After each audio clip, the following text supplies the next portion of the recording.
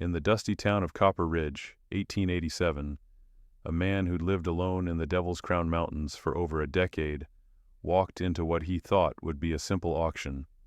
Silas Kane had never spoken to a child in his life, had no family, no friends, just a bitter past that drove him to isolation.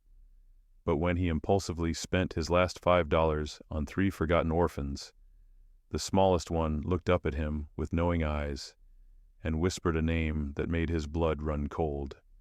A name she couldn't possibly know. A name that would unravel secrets buried deeper than any mine shaft and transform a broken, childless man into something he never thought possible. This is the story of how $5 changed 4 lives forever, and how sometimes the family you never knew you needed finds you in the most impossible ways. The wind carved through Thunder Valley like a knife through leather, carrying with it the scent of pine and regret.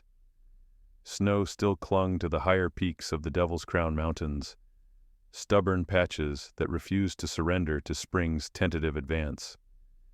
It was the kind of cold that settled into a man's bones and stayed there, the kind that made solitude feel like both punishment and sanctuary. Silas Kane stood at the edge of his property, watching the morning mist rise from the valley below like the ghosts of conversations he'd never had. His cabin sat behind him, solid and weathered, built with hands that once knew gentleness but had forgotten the feel of anything softer than axe handles and rifle stocks. The structure was larger than a single man needed, with rooms that echoed with emptiness and windows that framed nothing but wilderness. He'd built it 7 years ago with different intentions. Back then, he'd had plans that involved laughter bouncing off these walls, small feet running across these floorboards, maybe even a woman's voice calling his name from the kitchen.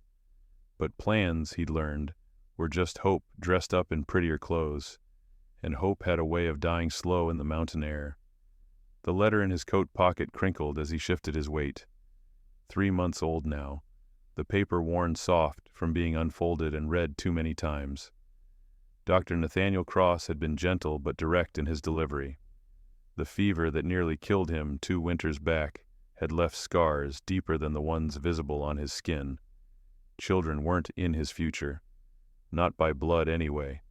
Silas had accepted it the way he accepted most things, with the grim resignation of a man who'd learned that life took more than it gave. He'd stopped going to town except when supplies ran dangerously low, stopped making conversation with the few neighbors scattered throughout the valley, stopped planning for anything beyond the next season's firewood. But today was different. Today the supplies had run out, and the empty pantry shelves mocked him with their bareness.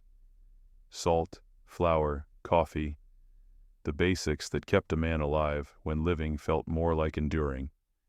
He'd hitched up his old mule, loaded the wagon with furs and carved trinkets he could trade, and made the long journey down to Copper Ridge.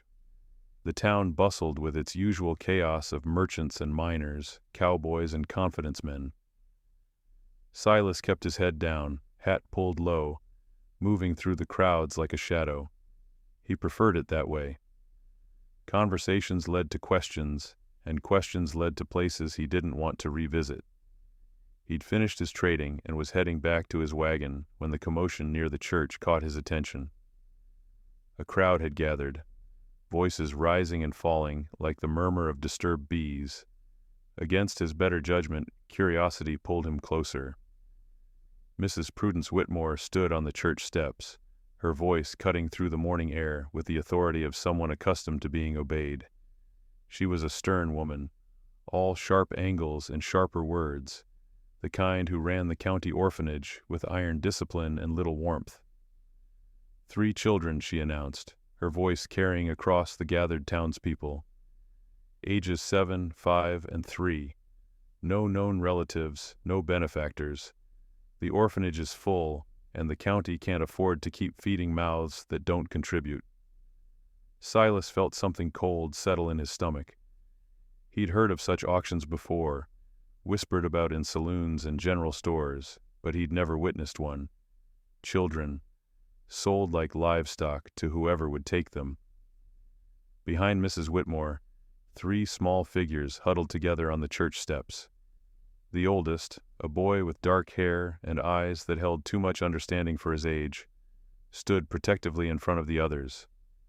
A girl with auburn braids clutched his shirt, her knuckles white with fear, and the smallest, barely more than a baby, sat silent and still, watching the crowd with an expression that seemed far too knowing for someone so young.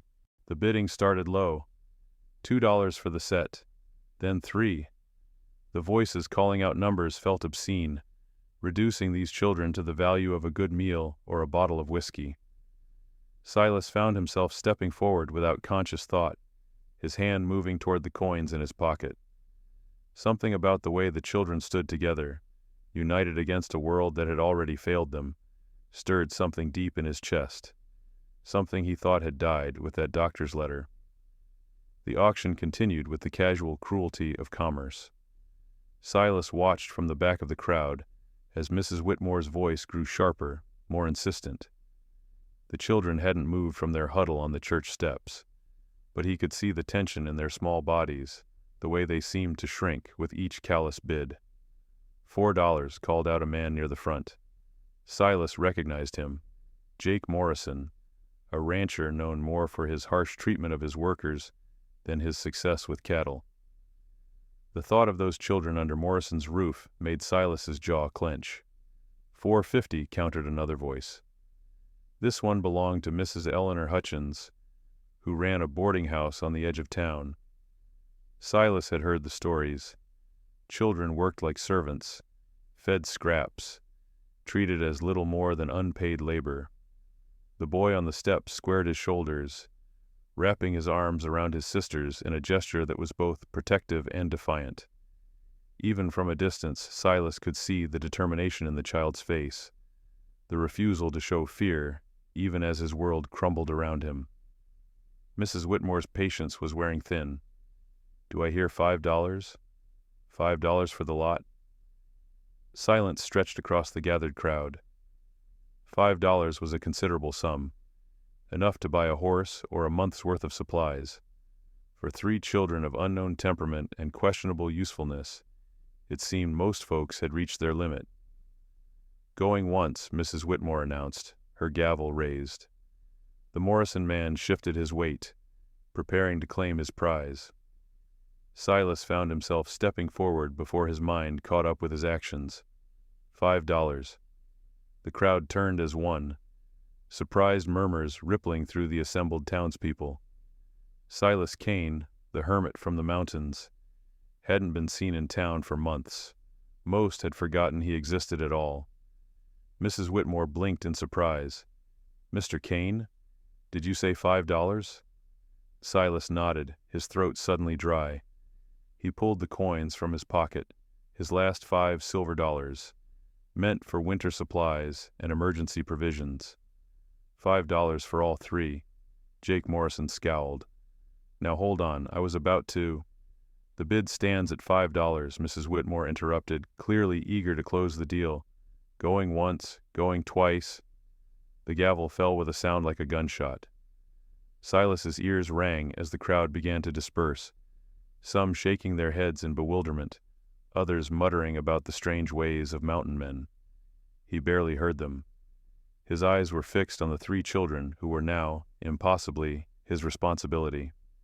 Mrs. Whitmore bustled down the steps, her hand extended for payment. Most irregular, she muttered as Silas placed the coins in her palm. A bachelor taking on 3 children. I do hope you understand the magnitude of what you've committed to, Mr. Kane. Silas didn't respond. He was watching the children, who had remained frozen in their protective huddle. The oldest boy was studying him with suspicious eyes, clearly trying to determine what manner of man had just purchased their lives. Samuel, Mrs. Whitmore called sharply, gather your things. You belong to Mr. Kane now. The boy, Samuel, helped his sisters to their feet. The middle child, Clara, clutched a small cloth doll that had seen better days. But it was the youngest who drew Silas's attention. She had pale blonde hair that caught the morning sunlight and eyes the color of winter sky. Unlike her siblings, she wasn't looking at Mrs. Whitmore or even at the dispersing crowd. She was looking directly at him. Silas approached slowly, the way he might approach a wounded animal. He knelt on the church steps, bringing himself to their eye level. Samuel tensed, ready to run or fight if necessary, but the little girl took a small step forward. "What's your name?" Silas asked gently, addressing all three, but keeping his eyes on the youngest. "I'm Samuel," the boy said quickly, as if establishing himself as their spokesman. "This is Clara, and she's—" "Little Dove," the smallest child whispered, her voice barely audible above the wind. Silas nodded. Strange name, but then orphans often carried unusual stories. "Well, Samuel, Clara, Little Dove, I suppose you'll be coming with me." He stood and gestured toward his wagon, loaded with the day's trading goods. The children followed hesitantly, Clara whispering something to Samuel that made him nod grimly. They climbed into the wagon bed without complaint, settling among the supplies like they were used to making themselves small and unnoticed. As Silas took up the reins, Little Dove suddenly looked up at him with those startling blue eyes. Her next words hit him like a physical blow, stopping his breath in his chest. "Hello, Uncle Thomas." The reins slipped from Silas's numb fingers. Thomas. She'd called him Thomas. But Thomas Kane had been dead for 8 years, killed in a mining accident in California. Thomas Kane was his younger brother, the one person in the world Silas had truly loved and failed to protect. This child couldn't possibly know that name, couldn't know about Thomas, about the guilt that had driven Silas into these mountains, about the brother whose death still haunted his dreams. But somehow, impossibly, she did. The wagon rolled through the mountain trails in heavy silence, broken only by the creak of wheels and the steady clip of the mule's hooves on packed earth. Silas's mind reeled with questions he couldn't voice, his hands gripping the reins so tightly his knuckles had gone white. Every few minutes he found himself glancing back at the 3 children huddled in the wagon bed, his eyes inevitably drawn to Little Dove. She sat quietly between her siblings, seemingly unaware of the bombshell she'd dropped. Her small hands were folded in her lap, and she hummed a tune so softly it was barely audible above the wind. But Silas heard it. He recognized it. It was the same melody Thomas used to whistle while working, a simple folk song their mother had sung to them as children. Samuel kept a protective arm around both girls, his young face set in lines too serious for his age. He watched Silas with the wariness of a child who'd learned that adults could change from kind to cruel without warning. Clara clutched her doll tighter with each bump in the road, her eyes darting between the unfamiliar landscape and the strange man who'd bought them. The cabin came into view as the sun began its descent toward the western peaks. Silas had always thought it looked welcoming enough, with its wide porch and stone chimney, but seeing it through the children's eyes, he wondered if it appeared more like a prison than a home, isolated, surrounded by towering pines and the endless whisper of wind through branches. "This is where you live?" Samuel asked, the first words any of them had spoken since leaving town. "It is," Silas replied, bringing the wagon to a stop near the front steps. "It's where you'll live too now." He climbed down and moved to help the children from the wagon, but Samuel was already lifting Clara down, then turning to assist Little Dove. The boy's independence was both admirable and heartbreaking. Too much responsibility for shoulders so young. Inside, the cabin felt different with their presence. The silence that Silas had grown accustomed to was replaced by the soft shuffle of small feet, the whisper of children's voices, the subtle shift in the very air that came with breathing that wasn't his own. He lit the oil lamps, their warm glow pushing back the mountain twilight. "There's a spare room upstairs," he said, unsure of how to proceed. "You can, that is, you'll sleep there." Samuel nodded and guided his sisters toward the wooden staircase. Silas watched them go, noting how Clara stumbled with exhaustion, and how Little Dove paused at the bottom step to look back at him with those impossibly knowing eyes. "Uncle Thomas always said mountain cabins hold the best dreams," she said softly before following her siblings upstairs. Silas stood frozen in his parlor, the words echoing in his mind. Thomas had said that years ago, during their last conversation before he'd left for the California gold fields. But there was no possible way this child could know that. No way she could know Thomas at all. He busied himself preparing a simple supper: beans and salt pork, cornbread from dwindling supplies, milk that was starting to turn. When he called them down, the children descended the stairs like cautious deer, ready to bolt at the first sign of danger. They ate in silence, the children's eyes darting around the cabin, taking inventory of their new surroundings. Silas noticed Clara saving half her cornbread, wrapping it carefully in her small handkerchief. Samuel ate methodically, as if he couldn't quite believe the food wouldn't be taken away before he finished. "You don't have to save it," Silas said gently, nodding toward Clara's hidden bread. "There'll be more tomorrow." Clara's eyes filled with tears, though she tried to blink them away. Samuel reached over and squeezed her hand. "She's just scared," he explained. "Sometimes there wasn't enough."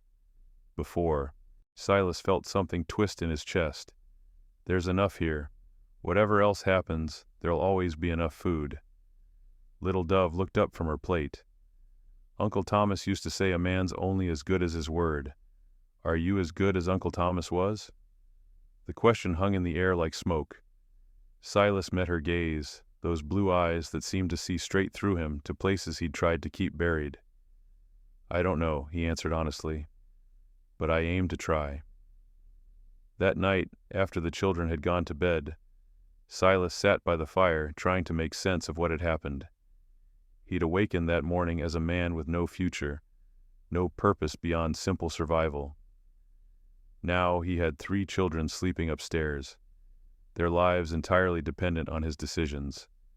But it was Little Dove's impossible knowledge that haunted him most. Thomas had died alone in a California mine collapse, hundreds of miles from here. His body had never been recovered, his personal effects lost. There was no way for this child to know about him, no connection that made any sense. Unless... Silas pulled out a wooden box from beneath his bed, his hands trembling as he opened it.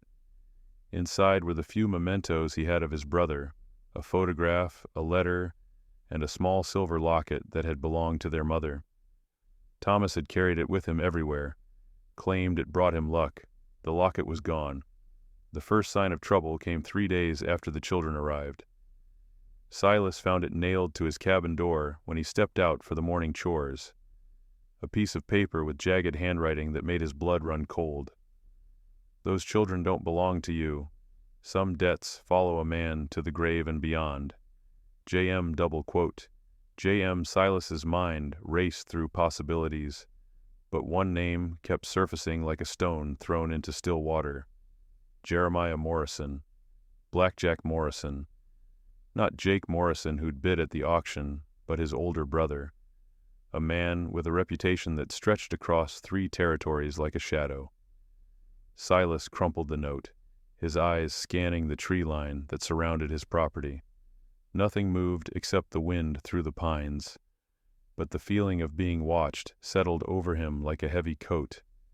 He'd heard stories about Blackjack Morrison in saloons and trading posts, a man who dealt in things that weren't quite legal, who collected on debts in ways that made grown men disappear into the wilderness.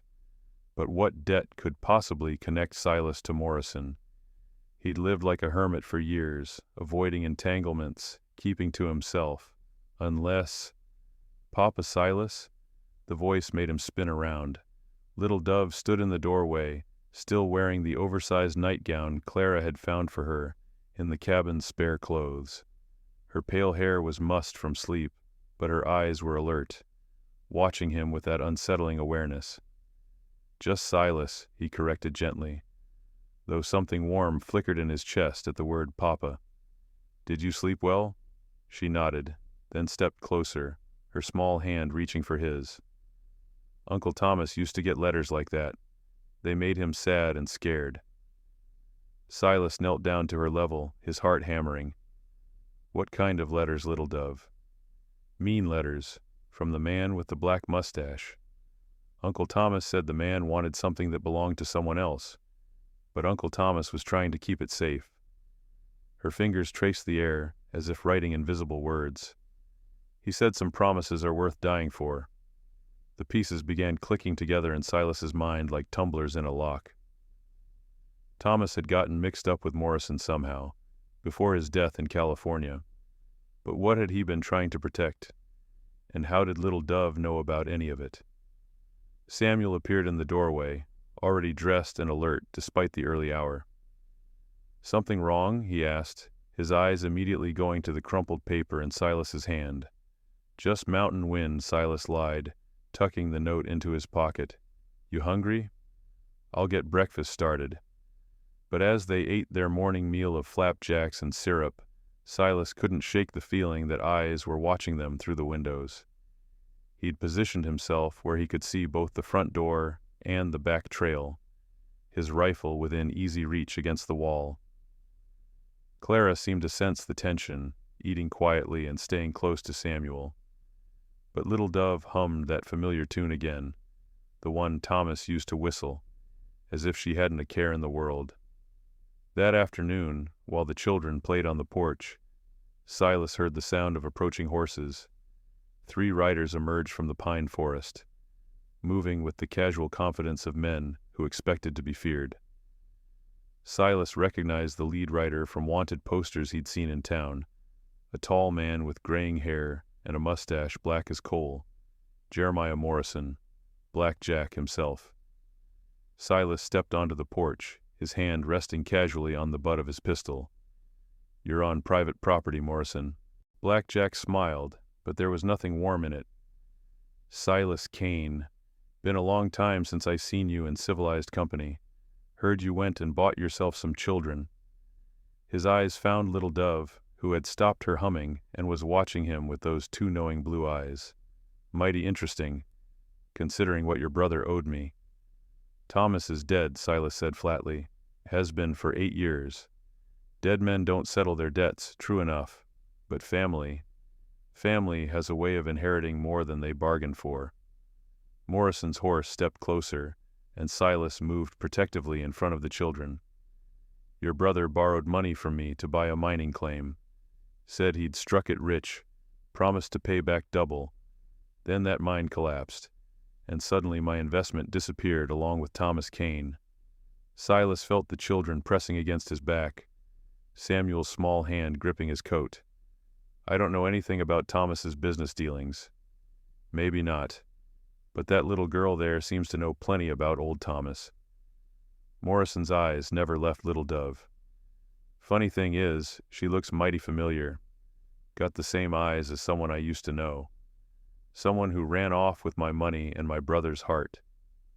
Little Dove stepped out from behind Silas, her chin raised in a gesture of defiance that seemed far too mature for her age. Uncle Thomas kept his promises, she said clearly, even when it was hard, even when bad men came looking. Morrison's face darkened. That little girl is all the proof I need. Thomas had something that belonged to me, and now she's got it. I aim to collect what's mine, Kane, one way or another. The other 2 riders shifted in their saddles, hands moving toward their weapons. Silas calculated distances, cover, chances. 3 armed men against 1, with children to protect. The odds weren't promising. You've got no claim here, Silas said. Those children were legally sold at public auction. Legal don't always mean right, Morrison replied. I'll give you 3 days to think it over. Then I'm coming back, and I won't be asking nicely. They rode away as suddenly as they'd appeared, leaving only dust and the echo of threats hanging in the mountain air. Silas stood on his porch, watching until they disappeared into the trees, his mind racing with plans and possibilities. 3 days. He had 3 days to figure out what Thomas had been involved in, what little Dove knew that she shouldn't, and how to protect 3 children from a man who collected debts in blood. 2 days passed in tense preparation. Silas had barricaded the cabin's windows, cleaned and loaded every weapon he owned, and taught Samuel how to reload the rifle if needed. But on the morning of the 3rd day, he awoke to silence, the kind of unnatural quiet that meant predators were near. The children were gone. Silas bolted from his bed, searching every room with growing panic. Their blankets were still warm, Clara's doll left behind on the floor. No signs of struggle, no broken glass or forced entry. They'd simply vanished like morning mist. A note was pinned to the kitchen table, written in the same jagged handwriting as before. Silver Pine Ridge, come alone. Bring what Thomas stole, or the children pay his debt. Silas's hands shook as he read it. Silver Pine Ridge was a day's hard ride into the most treacherous part of the Devil's Crown Mountains, a place where old mine shafts and hidden caves made tracking nearly impossible. Morrison had chosen his ground well. But what Thomas stole? Silas still had no idea what Morrison was talking about. He'd searched through every possession of his brother's, found nothing but personal items and faded letters. Unless... He ran to the loose floorboard, where he kept his most precious belongings. The wooden box was still there, but something was different. Tucked beneath Thomas's photograph was a small piece of paper he'd never seen before, folded tight and yellowed with age. With trembling fingers, he unfolded it. It was a deed, a mining claim in California, signed over to Thomas Kane by one Margaret Morrison, Morrison's daughter. At the bottom, in Thomas's familiar handwriting, for little Dove's future. Let her choose her own path. The pieces finally clicked together. Thomas hadn't stolen money. He'd fallen in love with Morrison's daughter. She'd signed over her inheritance to him, probably planning to run away together, but something had gone wrong. The mine collapse wasn't an accident. It was Morrison silencing his daughter's betrayal and Thomas's inconvenient love. And Little Dove. Little Dove was Margaret Morrison's child, Thomas's child. Silas saddled his horse and rode hard toward Silver Pine Ridge, the deed clutched in his coat pocket along with every weapon he could carry. The trail wound higher into the mountains, past abandoned mining camps and the skeletal remains of dreams gone bust. He found them as the sun began to set, trapped in a natural amphitheater of rock with only one way in or out. Blackjack Morrison had built a small fire in the center, and his 2 men stood guard with rifles. The children sat together near the flames, their hands bound, but otherwise unharmed. Morrison smiled as Silas dismounted at the ridge's entrance. Punctual, I appreciate that in a man. Let them go, Silas called, his hands visible and empty. This is between you and me. Between you and your dead brother, more like. But the debt passes to family, don't it? Morrison gestured to Little Dove, especially when family includes my own granddaughter. Little Dove looked up at the sound, her blue eyes finding Silas across the firelit space. He's lying, she said clearly. Uncle Thomas told me the truth. About Mama. About everything. Morrison's face darkened. Your mama was a foolish girl who threw away everything for a worthless prospector. But you're a Morrison. That claim she signed over belongs to the family. Silas stepped forward slowly, his hand moving toward his coat. The claim's worthless. That mine collapsed years ago. Maybe, but there's other mines, other claims, and that paper makes it legal. Morrison nodded to his men, who raised their rifles. So here's how this works, Kane. You give me that deed, and I'll let you walk away. The children stay with me. They're blood, after all. No, Silas said simply. No? Morrison laughed. You're 1 man against 3, Kane. You ain't in a position to negotiate.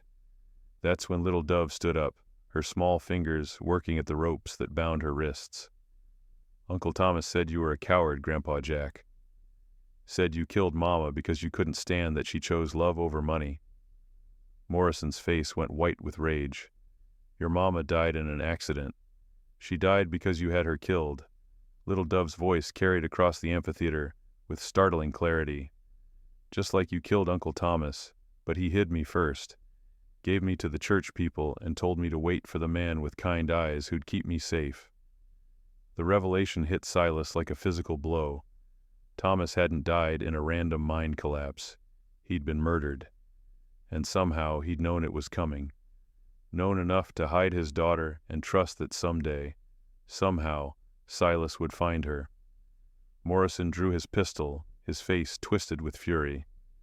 Enough lies from a child's mouth. Give me that deed, Cain, or... Silas moved faster than thought, diving behind a boulder as Morrison's shot rang out. The sound echoed off the rock walls like thunder, and suddenly the amphitheater erupted in gunfire. Morrison's men scrambled for cover as Silas returned fire, using every bit of cover the rocks provided. But it was Little Dove who turned the tide.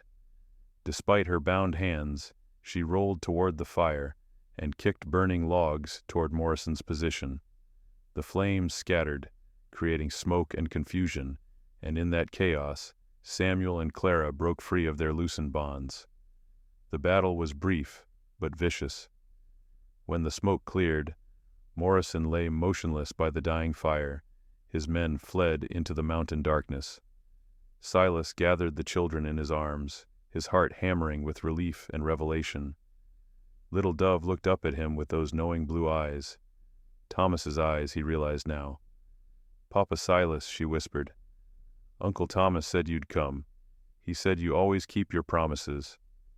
And Silas understood, finally, that some promises were made in blood and sealed in love, passed from brother to brother across the grave itself.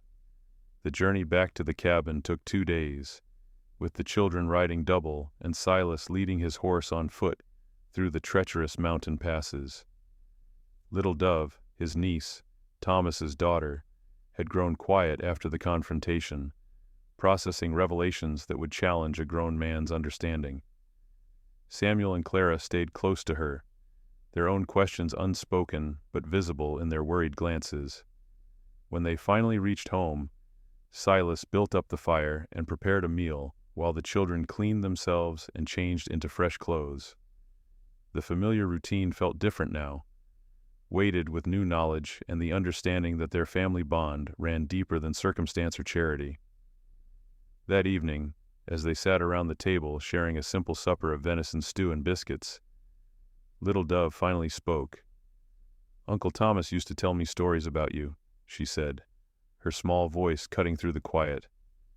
"He said you were the bravest man he knew, but you didn't know it yet." Silas set down his spoon, his throat tight. Thomas always saw things that weren't there. "He saw things that were hidden," she corrected. "Like how you built this cabin hoping for a family, even when you didn't think you'd ever have one. He said the heart knows things the mind hasn't figured out yet." Samuel looked between them, his young face serious. "Are we really family now? Not just bought family?" The question hung in the air like smoke from the fire. Silas looked at each of them. Samuel with his protective instincts and careful wisdom, Clara with her quiet strength and hidden smiles, and Little Dove with her impossible knowledge and Thomas's eyes. "Blood doesn't make family," he said finally. "Choice does. And every day I choose you 3, every single day." 2 weeks later, the first visitor arrived. Silas was splitting wood when he heard the sound of approaching horses, his hand instinctively moving toward his rifle. But this rider came alone, and the badge on his chest caught the morning sunlight. Marshal Wade Harrison dismounted slowly, his weathered face showing the exhaustion of a long ride. "Silas Cain?" "That's right." Silas set down his axe but remained alert.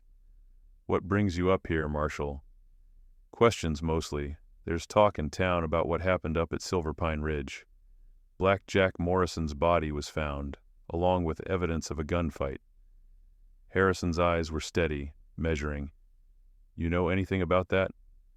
Silas considered his words carefully. "I know Morrison threatened my children, I know he came for something that didn't belong to him. And now he's dead, and you're alive, and 3 orphans are calling you Papa." Harrison stepped closer, but his posture remained relaxed. "Funny thing is, every person I talked to in Copper Ridge said those children are better off with you than they ever were before. Even Mrs. Whitmore admitted you've done right by them." "They're good children," Silas said simply. Harrison nodded. "Morrison had warrants in 3 territories. Man like that makes enemies. Lots of ways to end up dead in the mountains." He tipped his hat. "Far as I'm concerned, the territory's better off without him. But there's something else." The marshal reached into his saddlebag and pulled out an official-looking envelope. Seems Thomas Kane had more connections than anyone knew. This came through the territorial office, addressed to his next of kin. Silas took the envelope with trembling hands. Inside was a letter from a law office in San Francisco, along with several legal documents. As he read, his eyes widened. Thomas had filed a will before he died, Harrison explained. Left everything to his daughter, with you named as guardian if anything happened to him. There's a bank account, some mining investments that actually paid off, and that claim Deed Morrison was so interested in. Turns out the mine that collapsed wasn't the only one Thomas owned. Silas stared at the papers, the numbers swimming before his eyes. It was enough money to secure the children's futures, to send them to school, to give them choices Thomas never had. "There's more," Harrison continued. "The law office hired investigators after Thomas died. They found evidence that Morrison ordered the mine collapse, had Thomas killed when he wouldn't sell out his daughter's inheritance. Took them years to piece it together, but justice has a long memory sometimes." That night, Silas called the children together by the fire. He showed them the letters, explained what they meant in terms they could understand. Samuel asked practical questions about school and the future. Clara wondered if they could buy new dresses, and maybe a piano she'd always dreamed of playing, but Little Dove just smiled, an expression of peaceful knowing that reminded Silas so powerfully of Thomas it took his breath away. "Uncle Thomas said you'd take care of us," she said. "He said you'd give us everything we needed, even if you didn't have much yourself. He was right, wasn't he?" Silas gathered all 3 children close, feeling the weight and warmth of their trust. "Your Uncle Thomas was right about a lot of things, but mostly he was right about family, about how love is the only thing that really matters." Outside, the mountain wind whispered through the pines, carrying with it the promise of spring and new beginnings. Inside the cabin, a family born of choice rather than blood planned their future together, built on the foundation of one man's sacrifice and another man's love. Thomas Kane was finally at rest, his daughter safe, his brother no longer alone. Some debts, Silas realized, were paid not in silver or gold, but in the currency of love, freely given and faithfully kept. 5 years passed like seasons flowing into one another, each bringing its own changes to the Kane family homestead. The cabin that had once echoed with emptiness now rang with the sounds of growth and life. Samuel's voice cracking as he entered his teenage years, Clara's laughter as she chased chickens around the yard, and Little Dove's increasingly confident questions about everything from why mountains grew to where clouds went when they disappeared. Silas had used Thomas's inheritance wisely, expanding the cabin to give each child their own room, building a proper schoolhouse where Rebecca Stern, the new teacher from back east, came twice a week to instruct not just his children, but several others from neighboring homesteads. The isolation that had once defined his existence gradually gave way to community as word spread about the mountain man who'd turned 3 orphans into a family. Samuel, now 12, had grown tall and lean like his father figure, with capable hands that could mend a fence or carve a toy horse with equal skill. He'd appointed himself the man of the house whenever Silas traveled to town for supplies, taking the responsibility seriously despite Clara's frequent reminders that she was only 2 years younger and perfectly capable of looking after herself. "Someone needs to keep an eye on you," Samuel would say, with the gravity of someone much older. "You and that temper of yours." Clara had indeed developed quite a temper, along with an iron will that could bend horseshoes if properly applied. At 10, she was the undisputed leader of any group of children that gathered at the homestead, organizing elaborate games and adventures that usually ended with someone muddy, laughing, or both. She'd also discovered a gift for music, and the piano Silas had bought for her filled the cabin with melodies that seemed to make even the wind stop and listen. But it was Little Dove who continued to amaze and occasionally unsettle everyone around her. Now 8 years old, she possessed an intuitive understanding of people and situations that seemed far beyond her years. She could predict when storms were coming, sense when someone was troubled, and had an uncanny ability to say exactly what needed to be heard at precisely the right moment. "She's got the gift," old Doc Cartwright had said after Little Dove correctly diagnosed his arthritis flare-up before he'd even mentioned his aching joints. "Some folks are just born seeing deeper than the rest of us." The first real test of their growing family came when Samuel turned 13 and began asking questions about his past. Unlike Little Dove, who knew her history, Samuel and Clara remembered little about their lives before the orphanage. The memories they did have were fragments: a woman's voice singing lullabies, the smell of bread baking, and always the shadow of loss that had brought them to Mrs. Whitmore's cold care. "I dream about a man sometimes," Samuel confided to Silas one evening as they worked together repairing the barn roof. "Tall man with dark hair like mine. He's always walking away, and I'm trying to follow, but my legs won't work right." Silas had learned over the years that the children's questions deserved honest answers, even when those answers were difficult. "Might be your father," he said carefully. "Sometimes our minds hold on to things even when we don't understand them." "Do you think he's still alive somewhere?" "I don't know, son, but I know this. Whatever happened before, whoever you were then, you're a Cain now. That means something."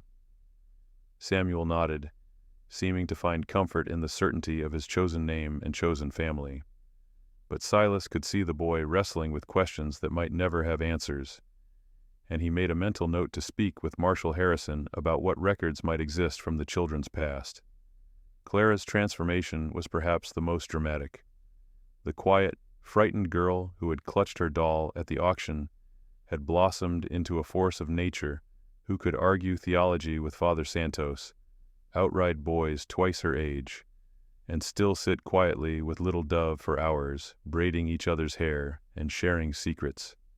"She's going to break hearts someday," Rebecca Stern observed after Clara had passionately defended her position that women should be allowed to vote, "but she'll probably change the world while she's doing it." The greatest change came in Little Dove's relationship with her past. As she grew older, her memories of Thomas became more detailed and coherent. She spoke of him not as the mysterious Uncle Thomas of her early years, but as a real person who had loved her mother and tried to protect them both from a violent world. "He used to say that every person gets to choose who they become," she told Silas one afternoon, as they worked together in the garden she'd claimed as her own domain. "He said blood is just the beginning of the story, not the end. Smart man, your father." "He was, but he'd be happy knowing I got to choose you as my papa too." The community that had slowly formed around their homestead became official when Silas was elected to the local school board, then later appointed as a deputy marshal for the Mountain Territories. His transformation from hermit to pillar of the community seemed to surprise everyone except his children, who had always known he was capable of more than he believed. "Papa Silas saves people," Little Dove explained to a visiting preacher who was documenting frontier families. "It's just what he does." By the time Little Dove turned 8, the Cain family had become something of a legend in the territory, the story of how love could transform not just individuals, but entire communities. Children from broken homes found their way to the homestead, not to be adopted necessarily, but to see proof that families could be built rather than just born. The cabin that Silas had built for a family that never came had become exactly what he'd dreamed of, just not in the way he'd originally imagined. Thomas's sacrifice had given him a daughter, but more than that, it had given him the courage to become the man his brother had always believed he could be. 25 years had passed since that spring morning, when Silas Kane walked into Copper Ridge with $5 silver and walked out with 3 children who would change his life forever. The mountain homestead had grown into something resembling a small town, with additional cabins for Samuel's growing family, a proper schoolhouse that served children from 3 counties, and a church where Father Santos still delivered sermons about the mysterious ways Providence worked in the lives of ordinary people. Silas sat on his expanded porch in the rocking chair Samuel had built for his 60th birthday, watching his grandchildren play in the yard where Clara had once chased chickens and Little Dove had first spoken his brother's name. His hair had gone completely gray, and his hands bore the permanent stains of a lifetime working the mountain soil, but his eyes still held the same quiet strength that had compelled him to bid $5 on 3 forgotten children all those years ago. Samuel had married Rebecca Stern, the school teacher, and their 4 children filled the homestead with the kind of joyful chaos Silas had once only dreamed of. The eldest, Thomas Kane II, was already showing signs of his namesake's adventurous spirit, though fortunately tempered with his father's steady wisdom. Clara had indeed broken hearts, just as Rebecca had predicted, but she'd also blazed trails across the territory as one of the first women elected to the territorial legislature.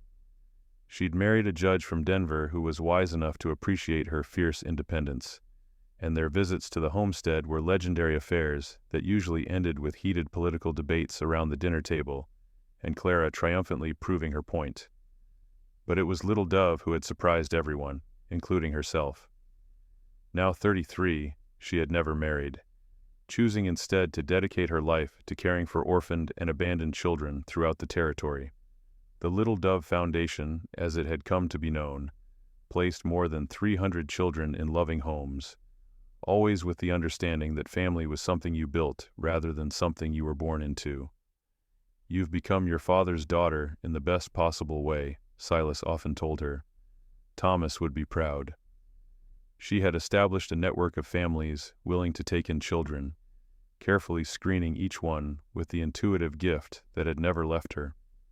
Her reputation had spread far beyond the mountains, and she corresponded with children's advocates as far away as Boston and San Francisco.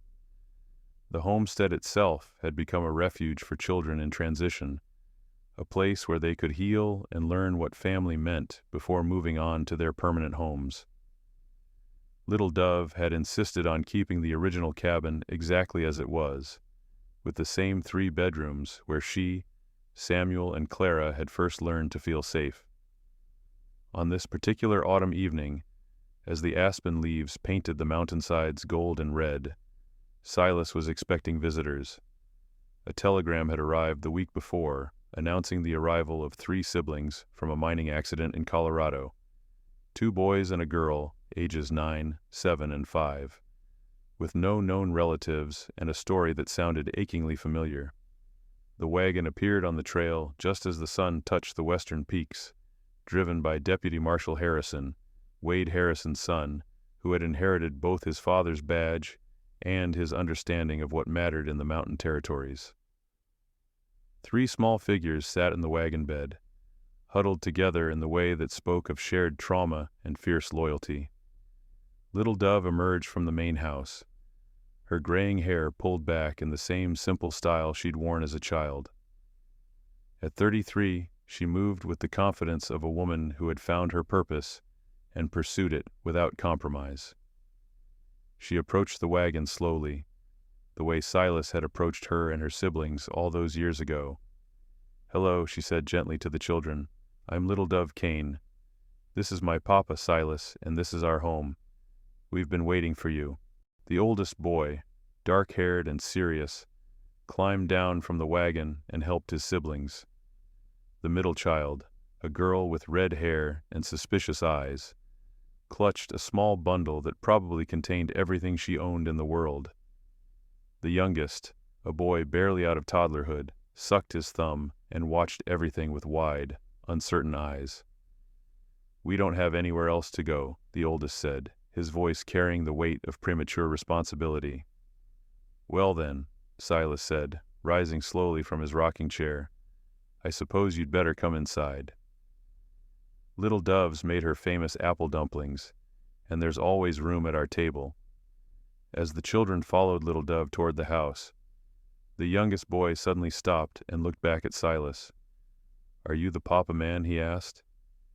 Silas felt his throat tighten with familiar emotion. "I suppose I am."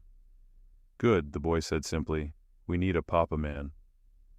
That night, as 3 more children discovered what it meant to sleep safely under a roof built by love rather than obligation, Silas sat by his bedroom window, looking out at the stars. Thomas's sacrifice had rippled outward like stones thrown into still water, creating waves that touched lives he would never know about, in ways he could never have imagined. The story that had begun with $5 silver and 3 orphans had become something larger than any one family. It had become proof that love, freely given and faithfully tended, could multiply beyond all expectation. In saving 3 children, Silas had discovered that sometimes the family you choose becomes the foundation for helping countless others find their way home. Somewhere in the mountain wind, he could almost hear his brother's voice, carrying the old familiar tune, whispered words of gratitude for promises kept and love passed on. The mountain that had once been his prison had become his kingdom, and the children who had once been his burden had become his greatest blessing. The cycle would continue, as it always had, as it always would. One family at a time, one choice at a time, one $5 act of faith at a time.